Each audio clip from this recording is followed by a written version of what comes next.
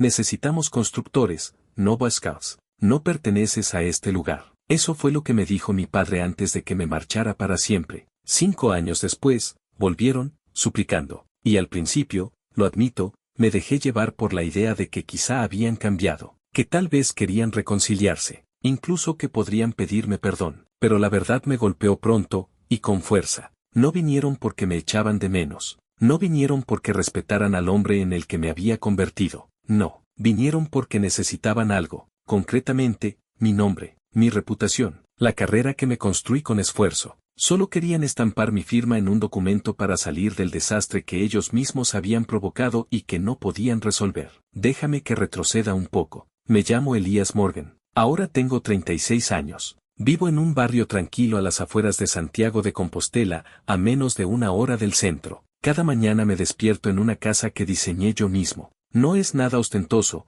una casita de madera con placas solares, un sistema de recogida de agua de lluvia y suficiente espacio para moverme, respirar, trabajar, pero, sobre todo, para vivir a mi manera. Dirijo un estudio de arquitectura llamado Verdant Form Atelier. Lo fundé con una idea clara: las personas merecen hogares que no destruyan el medio ambiente ni sus bolsillos. Nos centramos en la sostenibilidad, pero lo que realmente hacemos es ayudar a la gente a redescubrir lo que significa sentirse en casa. Empezamos desde cero, con un viejo cobertizo de madera y un estudiante en prácticas con un sueño muy parecido al mío. Juntos convertimos aquel cobertizo en nuestra primera oficina. Poco espacio, pocas herramientas, pero más corazón que la mayoría de los edificios de oficinas que adornan cualquier skyline. Hoy, Green Nest opera en 3 comunidades autónomas. Nuestro trabajo ha sido reconocido en congresos internacionales de arquitectura. Incluso di una ponencia en Berlín, no por construir la casa más grande ni por tener la presentación más vistosa, sino porque nuestros proyectos tocaban algo más profundo. Estábamos resolviendo un problema que nadie más quería afrontar: crear hogares que realmente se sientan como un hogar, seguros, acogedores, en armonía con la naturaleza. Cada vez que pienso en todo lo que he conseguido, no puedo evitar darle las gracias a esa versión más joven de mí mismo, el hombre de 31 años que decidió alejarse del negocio familiar, rechazado por su padre, despreciado por su hermano pequeño. Ese hombre no suplicó quedarse, no intentó convencerles, solo hizo las maletas y salió por la puerta, sabiendo en el fondo que quedarse habría significado traicionarse a sí mismo, y bendito sea por haberlo hecho. No nací en una familia rica, pero siempre tuve cabeza y una ética de trabajo de hierro. Me licencié en Ingeniería Civil en la Universidad Politécnica de Madrid, con honores, obtuve mi certificación en construcción sostenible y me volqué por completo en la empresa familiar nada más terminar la carrera. Trabajé allí casi 3 años, sin sueldo, solo horas largas, noches sin dormir y la esperanza de que, con el tiempo, me verían, que reconocerían mi valor. Pero ese reconocimiento nunca llegó. La gota que colmó el vaso fue una tarde de lunes. Lo recuerdo como si fuera ayer. Estábamos reunidos en la sala de juntas para otra sesión de planificación, y mi hermano pequeño, Caleb, presentaba su última gran idea, un complejo turístico en la costa de Almería. Me mantuve en silencio, hojeando la propuesta. Todo en ella olía a desastre. Las cifras estaban infladas. El presupuesto, desorbitado. Y ni una sola línea cumplía con la normativa ambiental vigente. Aún así, le di el beneficio de la duda. Agaché la cabeza y tomé notas. Pero a medida que hablaba, algo empezó a quemarme por dentro. ¿Ira? ¿Frustración? Quizás ambas. Notaba cómo me subía el calor por el cuello, y cuando llegó a la parte sobre materiales, ya no pude aguantar más. Un momento, dije. ¿Vas a seguir usando esa mezcla de hormigón rojo de Murcia? ¿Y el tratamiento de aguas residuales? Aquí no hay ni una línea sobre cómo vas a gestionar el vertido. Caleb se encogió de hombros como si no fuera nada. La depuradora del municipio lo gestiona, respondió sin ni siquiera mirarme. Dejé el bolígrafo sobre la mesa y me incliné hacia adelante. Esa planta lleva más de 1 año funcionando al límite. Como se entere el inspector, Mars, o cierran el chiringuito antes de poner el primer ladrillo. Fue entonces cuando mi padre intervino. Su voz no era alta, pero el filo era puro acero. ¿Estás diciendo que Caleb no sabe lo que hace? Lo miré directamente. Estoy diciendo que no ha hecho los deberes. Y si seguimos adelante con esto, el proyecto se viene abajo. Y con él, la empresa. Caleb soltó una risa suave, casi como si le diera lástima. Claro, Elías no puede evitarlo, siempre esperando el momento para criticar a los demás. No caí en la provocación, mantuve la calma. No estoy criticando a nadie. Estoy intentando evitar que cometamos un error que podría dejarnos en bancarrota. La sala quedó en absoluto silencio. Se podía oír caer un alfiler. Incluso escuché cómo el bolígrafo del contable golpeaba la mesa. Entonces mi padre se inclinó, dio unos golpecitos con los nudillos y dijo las palabras que jamás olvidaré. Necesitamos constructores, no Boy Scouts. No perteneces a este lugar. Y con eso, todo acabó. Me levanté, puse ambas manos sobre la mesa. No alcé la voz, pero hablé con firmeza y claridad. Entonces se acabó. Dejo esta empresa. Unos cuantos murmullos cruzaron la sala y se desvanecieron. Mi padre se recostó en su silla como si estuviera viendo una comedia. Brazos cruzados, cara de piedra. Adelante, dijo. Pero recuerda este momento, te arrepentirás. No verás ni un euro de mi parte. Y cuando yo falte, todo, la empresa, los terrenos, los bienes, serán de Caleb. Me quedé allí un segundo, no paralizado por el miedo, ni confundido, sino por pura incredulidad. Mi rabia hervía, pero la mantuve contenida. Respiré hondo. No puedes hacerme esto. He entregado años de mi vida a esta empresa. Me interrumpió. ¿Quién pagó tu carrera? ¿Quién te dio techo? ¿Quién compró el coche que conduces? Solté una risa seca, amarga.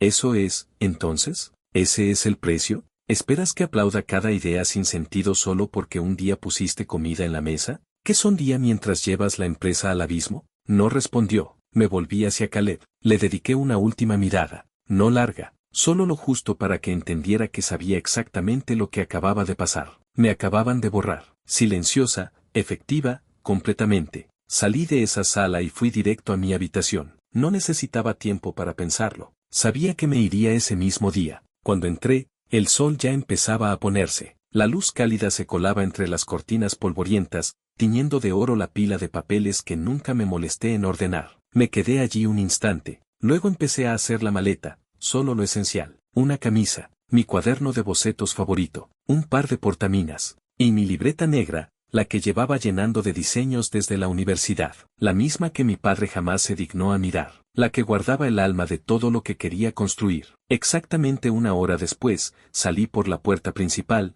maleta en mano. Tenía algo menos de 20.000 euros ahorrados, gracias a trabajos por encargo y un bonus de un proyecto lateral que nunca mencioné. Y sí, como dijo mi padre, no recibí ni un céntimo suyo. Pero en cuanto crucé las verjas de aquella casa, algo dentro de mí hizo clic. Supe que, por fin, era libre para vivir mi vida a mi manera, sin pedir permiso a nadie, sin nada que perder. Me quedé en el centro de la habitación que había sido mía durante años, observándolo todo, las estanterías, los pósteres, los rincones llenos de polvo, la moqueta gastada que había sido testigo de cada etapa de mi vida. Todo seguía igual, menos yo. Algo dentro de mí había cambiado. No perdí el tiempo. Hice la maleta solo con lo esencial. Una camisa limpia, por si tenía que dar buena impresión. Mi cuaderno de bocetos, el que siempre llevaba encima, lleno de diseños que nunca mostré a nadie. Un par de portaminas. Y mi libreta de tapas negras, esa que me acompañaba desde la universidad. La había llenado con todos los planos que soñé para la empresa familiar, aunque nadie jamás me pidió verla, ni siquiera mi padre. Exactamente una hora después, bajaba las escaleras con mi maleta en mano, dejando atrás una casa a la que ya no sentía pertenecer. Fui directo al coche, sin despedidas, sin palabras. Tenía algo menos de 20.000 euros en la cuenta bancaria, ahorrados con trabajos freelance y una pequeña prima por un proyecto independiente que nunca mencioné en casa. Como había dicho mi padre, no me llevé ni un céntimo suyo. Pero en cuanto las ruedas cruzaron el borde de la finca y pasé por aquellas verjas, algo se aclaró dentro de mí. No estaba dejando solo una casa ni una empresa, estaba entrando en una vida donde ya no tenía que pedir permiso. Se acabó intentar demostrar que merecía estar allí. No tenía un plan, ni un destino, simplemente conduje. Bajé las ventanillas, dejé que el viento me golpeara la cara y mantuve el pie en el acelerador. Cuanto más me alejaba, más fácil era respirar. Y entonces, como era de esperar, llegaron los recuerdos, silenciosos, pero pesados. Venían como olas suaves, cada una más intensa que la anterior. No intenté detenerlos. Los dejé llegar. Incluso de niño, sabía que Caleb era el favorito. Todos lo sabían. Mamá solía justificarlo, decía que tenía carisma, que sabía hablar con los adultos como si ya fuera uno más. Pero yo sabía cuando todo cambió. Fue la noche en que tenía 17 años. Papá acababa de volver de una cena con el señor Delgado, un viejo conocido del mundo de la construcción. Venía con los ojos brillando, como si hubiese visto el futuro. Recuerdo perfectamente lo que dijo. Caleb tiene madera de líder. Quizás sea él quien lleve esto algún día. Ese momento lo cambió todo. A partir de ahí, fue como si alguien hubiese pulsado un interruptor. Mis padres empezaron a mirar a Caleb con otros ojos, como si de repente fuese digno de heredar su legado. Y yo empecé a desaparecer. No ocurrió de golpe, fue poco a poco. Me convertí en el ayudante, en el que resolvía lo que Caleb dejaba a medias. A los 23, recién salido de la universidad y trabajando ya en la empresa familiar, Caleb perdió un contrato de 50.000 euros por enviar un presupuesto erróneo. El cliente eligió a otra empresa. Nosotros asumimos la pérdida. Papá no se enfadó. Solo soltó una risita, le dio una palmada en el hombro y dijo, no pasa nada, de los errores se aprende, sigue adelante, hijo. Luego, a los 25, Caleb arruinó un proyecto asignando a la cuadrilla equivocada. El cliente amenazó con denunciar. Todo estuvo a punto de venirse abajo. Yo intervine, lo arreglé todo, rehice los contratos y evitamos el desastre. Mi padre ni me miró. Sus únicas palabras fueron para Caleb, para la próxima, revísalo 2 veces. Pero me alegra que hayas tomado la iniciativa. Y cuando todo se resolvió y el cliente volvió, organizaron una pequeña celebración en la sala de reuniones, como si Caleb hubiera hecho un milagro. Papá alzó la copa, riendo para que todos oyeran. Ese es mi chico, igualito que su padre. Yo me quedé en un rincón, con un vaso de plástico lleno de agua, mirando el plano que había perfeccionado tras 3 noches sin dormir. El que salvó el proyecto, pero a nadie le importó. Nadie preguntó quién revisó los números, quién hizo los cálculos, quién remó en silencio. No sentía celos de Caleb, no de esa forma, pero cuando tu propia familia te ignora durante años, esa sensación empieza a calarte. Y una vez entra, no se va. 2 días después de marcharme, me encontré conduciendo por una carretera secundaria que llevaba a un pueblo olvidado cerca de la frontera con Galicia, sin rascacielos, sin oficinas, solo calles con árboles, tiendas de madera envejecida y una gasolinera que parecía no haber cambiado desde los años 80. No sabía a dónde iba, solo sabía que tenía que empezar de nuevo, y al pasar frente a un cobertizo de madera desgastada detrás de una casa con la fachada descolorida, algo me hizo detenerme. Aparqué y salí. El sitio se caía a pedazos, pero tenía alma. Aquel cobertizo parecía guardar historias entre sus paredes. La casa era de Frank, un carpintero jubilado. Solía fabricar pupitres y bancos para los colegios de la zona. Cuando le pregunté si podía alquilar el cobertizo, no hizo preguntas ni quiso saber de qué huía. Solo lo miró, luego me miró a mí, y dijo, adelante, le vendrá bien algo de vida nueva. Así que me arremangué y me puse manos a la obra. Aquel cobertizo era un desastre. El techo tenía 3 goteras, el suelo estaba inclinado, las paredes con moho, pero para mí, era perfecto, era mío. Nadie diciéndome qué construir, nadie respirándome en la nuca. Lo desmonté entero, limpié años de polvo y telarañas, cambié la instalación eléctrica, me fabriqué un escritorio con tablones reciclados, coloqué una estantería, colgué una pequeña pizarra blanca, no había cartel en la puerta, no tenía web, ni clientes. Solo yo y mi fe terca en que podía crear algo desde cero. Ese cobertizo se convirtió en mi taller, el primer sitio donde podía dibujar con libertad, construir con libertad, pensar con libertad. No tenía idea de si funcionaría, pero, por primera vez, creía que quizá, solo quizá, algo bueno podía surgir de empezar con las manos vacías. Los primeros días fueron duros, muy duros. Yo hacía todo, desde desmontar vigas hasta soldar cables o arreglar goteras. No había empleados. Ni equipo, solo yo, un portátil viejo, unos cuantos bocetos guardados y muchas noches largas y silenciosas. Durante el día, me empapaba de todo lo que encontraba sobre arquitectura sostenible, libros, estudios de caso, foros online. Por la noche, creaba prototipos con programas básicos que la mayoría de estudios ya ni usaban, programas que muchos arquitectos considerarían obsoletos, pero funcionaban. No buscaba fama, ni siquiera pensaba en el éxito. Solo quería demostrarme a mí mismo que podía hacerlo a mi manera. Construir hogares eficientes, asequibles y respetuosos con el entorno. Hogares para gente normal, gente como yo. Abrí un blog para documentar el proceso, más que nada, para mí mismo. Subía bocetos, actualizaciones del cobertizo, reflexiones sobre arquitectura verde. No esperaba que nadie lo leyera. Pero una semana después, recibí un correo. Era de un estudiante de último año de arquitectura que, de algún modo, había encontrado mi blog. Decía que jamás había visto diseños tan conectados con la naturaleza y con quienes vivirían en ellos.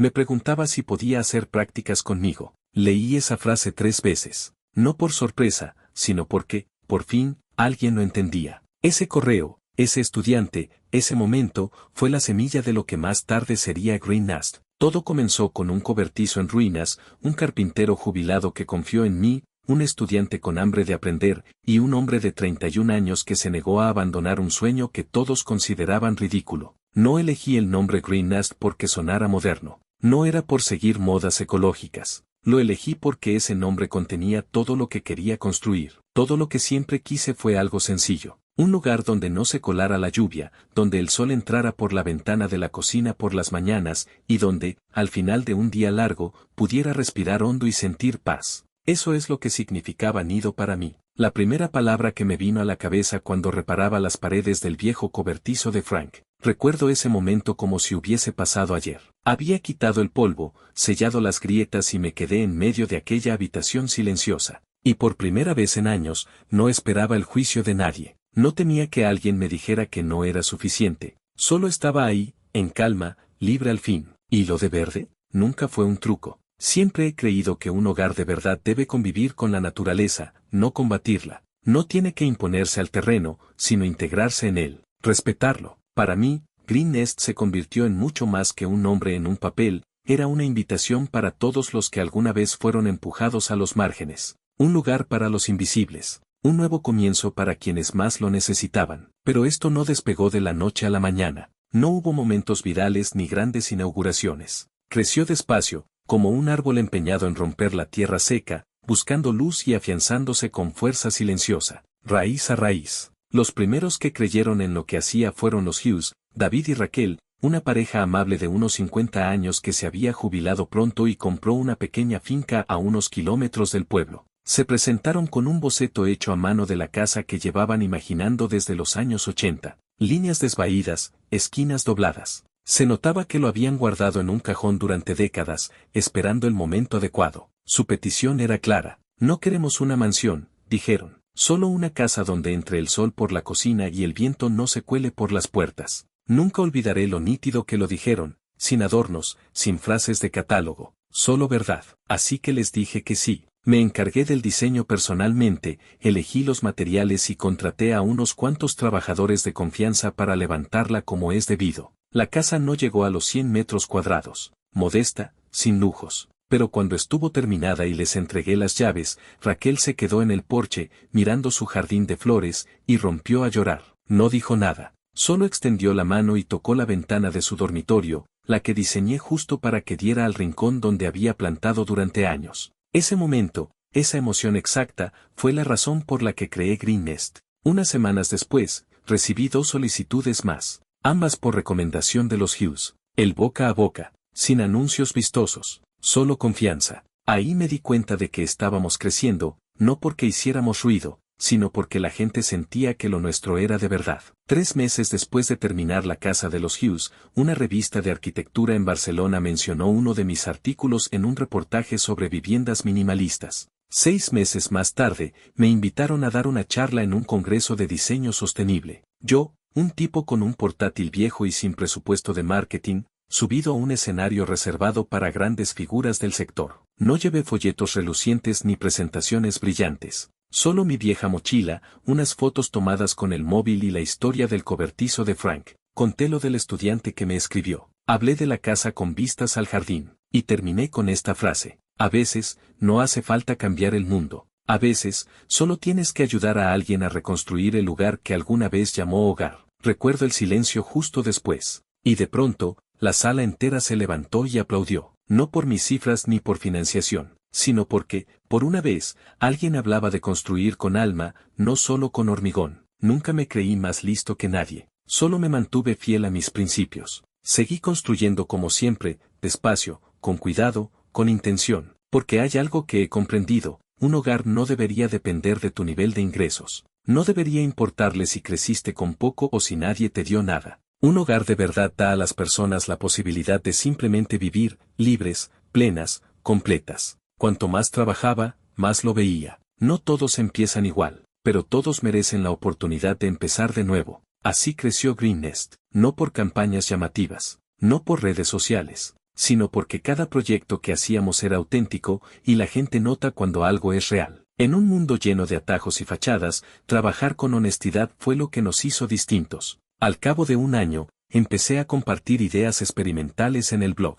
no para captar clientes, solo para dejar constancia de lo que iba aprendiendo, sobre materiales, ángulos de luz, tipos de suelo, alternativas de aislamiento, que funcionaba, que no, cómo se siente una casa cuando está hecha con las propias manos y con humildad. Un día, recibí un correo que me dejó helado. Era de un pequeño grupo de profesores que dirigían un colectivo de arquitectura. Se centraban en viviendas asequibles para familias con pocos recursos, sobre todo en zonas rurales. Llevaban tiempo leyendo el blog. Les interesó especialmente una casa que diseñé para una pareja mayor, unos 90 metros cuadrados, con buena ventilación, consumo energético mínimo y luz natural suave. Me preguntaban si podía ayudarles a construir 3 viviendas piloto en el norte de Castilla y León, antes de que llegara el invierno. Dije que sí de inmediato. No pregunté por el dinero. No exigí contrato con cláusulas, porque para esto dejé la antigua empresa, no para construir monumentos al ego, sino para levantar hogares para quienes no tenían ninguno. No quería pasar la vida dibujando planos para gente que jamás se quedaría lo suficiente como para amar su casa. Quería construir para los que necesitaban refugio más que prestigio, aunque la casa fuera pequeña, aunque los materiales no fueran de revista. Si podía llamarse hogar, eso me bastaba. Unas semanas después de terminar esas 3 casas, recibí un mensaje de una joven periodista de Ecohabitat Revista, una publicación centrada en sostenibilidad y diseño minimalista. Había visto fotos de una de las viviendas, especialmente una con tejado solar y sistema de recogida de agua de lluvia. Quería hacerme una pequeña entrevista, unas pocas preguntas sobre cómo había logrado diseñar una casa casi autosuficiente. Primero me escribió por correo, pero luego vino en persona. Nos sentamos en el porche del taller, solo nosotros dos, sin micrófonos, sin focos, solo su libreta, el olor suave de la madera recién cortada y el viento entre los pinos del fondo. Me preguntó cosas técnicas, aislamientos, eficiencia solar, equilibrio térmico, pero lo que realmente quería saber era por qué. ¿Por qué casas pequeñas? ¿Por qué no expandía la empresa? ¿Por qué seguía revisando cada línea como si diseñara para mí? Charlamos casi 2 horas. Una semana después, publicó un artículo titulado La casa sin factura de luz y el hombre que la soñó. No era solo halagador. Fue la primera vez que alguien no me vio solo como el tipo con un plano. Me llamó arquitecto, no constructor, no técnico, un hombre con visión, alguien que veía más allá del terreno y los muros, alguien capaz de construir algo que se sintiera de verdad. Ese artículo llegó más lejos de lo que jamás imaginé, y al mes siguiente, recibí un correo que nunca esperé. Era de una ONG con sede en Alemania. Organizaban un simposio internacional sobre vida sostenible y vivienda ecológica. El evento se llamaba Arquitectura Ecológica para el Futuro, y querían que yo diera una ponencia. Yo, un tipo que empezó en un cobertizo con herramientas que muchos profesionales ni mirarían. Durante un momento, pensé que se habían equivocado de persona. Mi mano flotó sobre el teclado al menos 5 minutos, y al final, escribí, será un honor. Habían pasado 3 años desde que salí de la empresa familiar con nada más que una maleta y unos ahorros. Y ahora, Green Nest no solo existía, florecía. Nunca quise que se hiciera gigante. Quería mantenerlo enfocado, con propósito. Pero los proyectos seguían creciendo, no solo en tamaño, sino en significado. Venían de gente que lo entendía, que sabía lo que intentábamos hacer, que no buscaba metros cuadrados, sino hogares que respiraran, lugares que importaran. Hasta que un día, me llamó alguien desde British Columbia. Formaban parte de una iniciativa comunitaria y llevaban casi un año siguiendo a Green Nest. Me contaron su visión, una nueva ecoaldea en el norte de la provincia, 42 casas de madera diseñadas para familias de clase media. El proyecto total, más de $3 millones. Me dijeron que llevaban casi un año siguiendo de cerca a Green Nest, observando nuestras construcciones, leyendo el blog, siguiendo en silencio nuestro progreso. Y ahora querían que liderara un proyecto de vivienda ecológica a gran escala, 42 casas de madera repartidas por las colinas del norte de la Columbia Británica, diseñadas para familias de clase media. Era justo el tipo de proyecto con el que solía soñar. ¿El presupuesto total? Más de $3 millones. Cuando colgué el teléfono, no me moví. Me quedé allí, con las 2 manos apoyadas en el teclado, completamente inmóvil. No era miedo, ni siquiera incredulidad. Era otra cosa. Como si el peso de todos esos años se me hubiera soltado, pero hacia atrás. Por primera vez, Todas esas ideas por las que antes me habían despreciado, la sencillez, el bajo coste, el diseño centrado en la tierra, eran justo las razones por las que me llamaban. Aquello que me hizo salir por la puerta de tantas reuniones ahora era la base de un proyecto más grande de lo que jamás había imaginado. Meses más tarde, cuando el proyecto se hizo público, la revista Diseño Sostenible Hoy nos dedicó una doble página. Me llamaron el arquitecto olvidado de América. Leí esa frase una y otra vez, no por vanidad, sino porque me sonó acertada. Me habían echado de reuniones, dejado fuera de decisiones, tratado como una pieza sobrante. Y, sin embargo, terminé construyendo algo que importaba.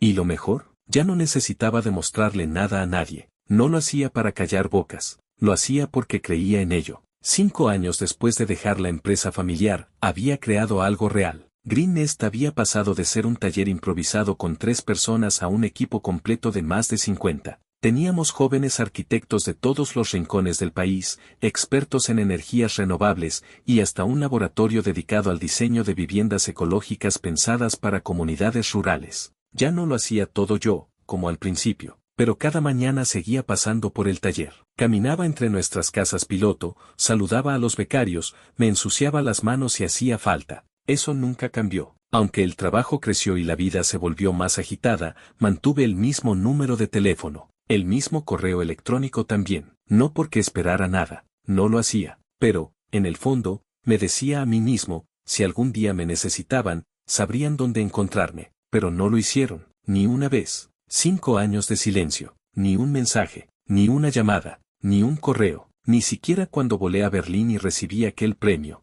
ni cuando Green Nest salió en la prensa internacional, ni una palabra de nadie de la familia diciendo, oye, vi tu nombre, nada. Aún así, mentiría si dijera que no los eché de menos. Algunas noches, cuando la casa estaba en silencio, me sentaba y dejaba que los recuerdos vinieran. Cenas en el jardín, la risa de mamá en la cocina mientras lavaba verduras, papá gritando desde el salón, ¿qué hay para cenar hoy? Como si fuera la pregunta más importante del mundo. Pero el trabajo no se detenía. Los planos seguían llegando, los plazos, apretando, los diseños, necesitando revisión. Mis días estaban tan llenos que apenas me daba tiempo a mirar atrás. Y con el tiempo, dejé de culparles. Dejé de esperar que llamaran. Y entonces, sin previo aviso, hace 4 meses, pasó. Era un viernes por la tarde. Acababa de cerrar el estudio y caminaba hacia mi coche cuando sonó el móvil. Ni siquiera miré la pantalla enseguida. Lo saqué del bolsillo, esperando a algún proveedor o tal vez alguien del equipo. Pero cuando vi el nombre, me paralicé. Mamá. Me quedé allí, junto a la puerta del conductor, con las llaves en la mano, completamente inmóvil. No abrí el coche, ni respiré durante un segundo. Ese nombre fue como una ola. Hacía años que no lo veía. Miré la pantalla unos segundos más de lo necesario. Luego contesté. Su voz era débil, temblorosa. No sabía si por la urgencia o por los nervios. Elías, soy mamá. Tu padre tuvo un ictus la semana pasada. Está en la UCI. No dije nada. Solo apreté con más fuerza la llave del coche. Ella siguió. Caleb se ha quedado sin opciones. La empresa, están preparando una demanda por incumplimiento de contrato. Si no pagamos, embargarán los activos. Seguí callado, escuchando. No porque no me importara, sino porque ya sabía a dónde iba todo esto. Y entonces llegó la petición. ¿Puedes ayudarnos? Solo por un tiempo. No sé a quién más acudir. Eso fue todo. No hubo un ¿cómo estás? Ni un siento que perdiéramos el contacto. Solo, ¿puedes ayudar? No respondí. Colgué antes de que pudiera decir algo más. A la mañana siguiente, me presenté en el hospital. No porque les debiera nada, sino porque necesitaba verlo con mis propios ojos. Me quedé fuera de la UCI, con un café de gasolinera aún caliente entre las manos. A través del cristal, vi a mi padre tumbado, pálido, inmóvil, con un lado del rostro hundido. No entré, solo lo miré desde fuera, como si observara a un hombre que una vez conocí, pero que ya no reconocía. Unos minutos después, apareció mamá. Se la veía mayor, agotada. Llevaba una carpeta bajo el brazo, gruesa y doblada. Esa mirada decidida no había cambiado. Era la misma que usaba cuando quería que entendiera lo que es mejor para la familia. No preguntó cómo estaba. No mencionó los años que habían pasado. Solo extendió la carpeta y dijo, con calma, necesitan a alguien que avale el préstamo. Solo por un tiempo. Cuando todo se estabilice, me encargo yo. Tomé la carpeta y empecé a revisar las páginas. Todo parecía normal, hasta que llegué a la parte de las garantías. Verdant Form Atelier. Me congelé. Apreté más fuerte el papel, los ojos clavados en ese nombre, mi nombre. La empresa que construí desde la nada, con sudor, esfuerzo y una fe testaruda. La garantía no era la casa antigua, ni los coches, ni una sola parte del negocio familiar al que dediqué años. Solo Greenest, mi vida entera. Levanté la mirada. Mamá seguía observándome, esperando que dijera que sí, y exploté. Cerré la carpeta y se la devolví con firmeza, sin temblar. Mi voz salió baja, afilada y segura. Greenest, ¿estás usando Greenest como garantía para un préstamo de 2 millones? Ella dio un respingo. Le temblaban los dedos al intentar sujetar los papeles. Parecía atrapada, como si acabara de ver salir a la luz un secreto que esperaba mantener enterrado. Antes de que pudiera contestar, una voz a mi espalda rompió el silencio del pasillo. Tranquilo, solo es una garantía temporal. Caleb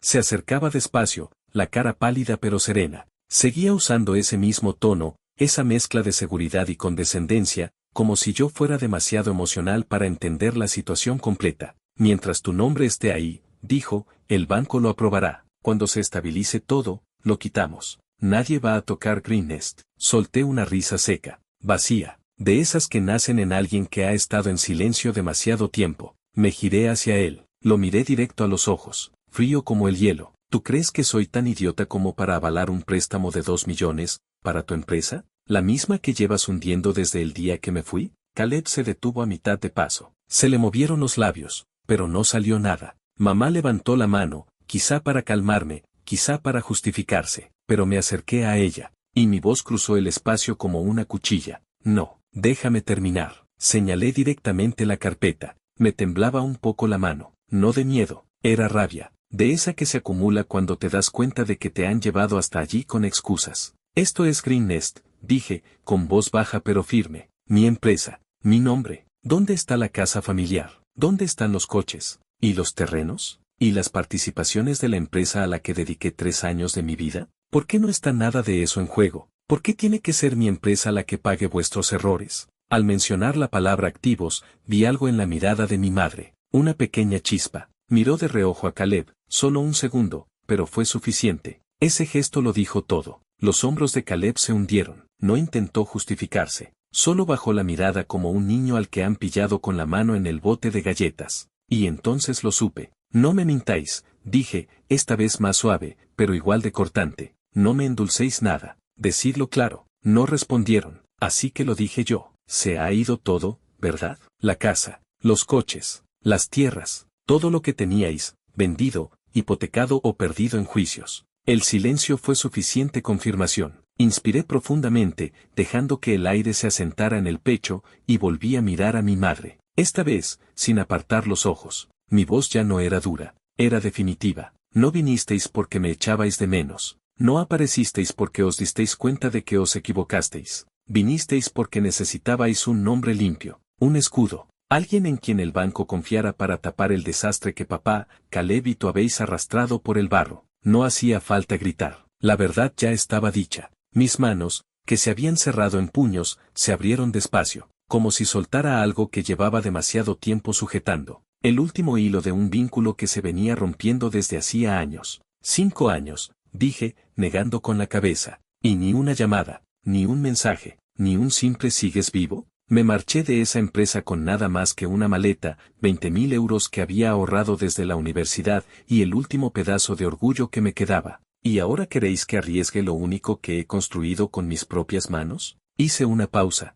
luego solté un suspiro largo y silencioso, como si, por fin, dejara en el suelo una carga que ni sabía que seguía llevando. No, dije, no voy a firmar nada, no por rencor, no por venganza, sino porque en estos años aprendí algo duro, pero valioso. La familia, dije, no debería ser un lugar donde el amor signifique quedarse callado, donde la lealtad se mida por cuántas veces asientes aunque sepas que algo está mal, y menos aún cuando esa misma familia te da la espalda justo cuando más los necesitas. Me giré y empecé a marcharme, no miré atrás, ni cuando mamá pronunció mi nombre, ni cuando Caleb intentó justificarse, ni cuando escuché el crujir de los papeles a mi espalda. Ya nada de eso importaba. Desde aquel día en el hospital, no volví a llamar, tampoco bloqueé sus números. Simplemente, dejé de responder, no por rabia, sino porque ya no sentía la necesidad de seguir demostrando que valía algo. Al fin acepté que, para ellos, siempre fui el plan B, el que solo recuerdan cuando no queda nadie más. Y, sinceramente, a veces la respuesta más compasiva que puedes dar es el silencio. Hace aproximadamente un mes, volví a Berlín. Era un congreso sobre diseño sostenible y llevé conmigo algo nuevo, una pequeña maqueta construida completamente con madera reciclada. La llamé la casa no comprada. No era glamourosa,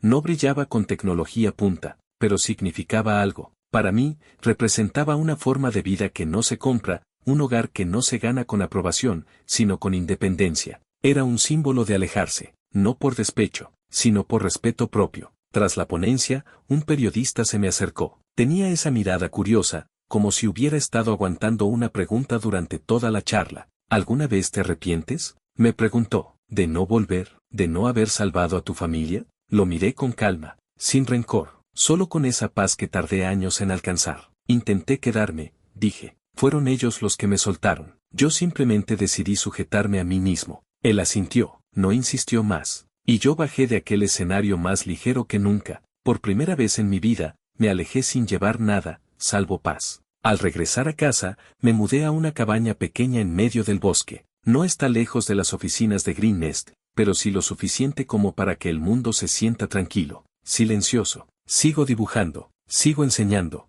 Sigo aceptando proyectos de gente que realmente necesita un hogar, no un nombre, ni un titular. Gente real, honesta. Para ellos construí Green Nest. Y Green Nest sigue siendo mío, completamente, sin inversores, sin interferencias externas, sin ataduras. Porque ahora lo tengo claro, cuando entregas el control de lo que has construido, arriesgas algo más que tu empresa. Te arriesgas a perderte a ti mismo. Si alguna vez fuiste el que dejaron fuera, el que solo recordaron cuando todo iba mal, el que trataron como un plan de reserva, tal vez esta historia te toque de cerca. No estoy aquí para decirte qué hacer. No sé cómo es tu situación, pero sí sé esto. El orgullo no llena el bolsillo, pero te mantiene en pie. Antes de terminar, quiero pedirte algo. Solo una cosa, de mí para ti. ¿Crees que me equivoqué al decir no cuando mi familia volvió pidiendo ayuda? Déjame tu opinión en los comentarios. De verdad quiero saber lo que piensas. Y si esta historia te ha llegado, si te ha recordado tu propio camino, tus decisiones silenciosas, dale a me gusta, suscríbete o compártela con alguien que quizá necesite oírla también. Gracias por estar ahí. Nos vemos en la próxima.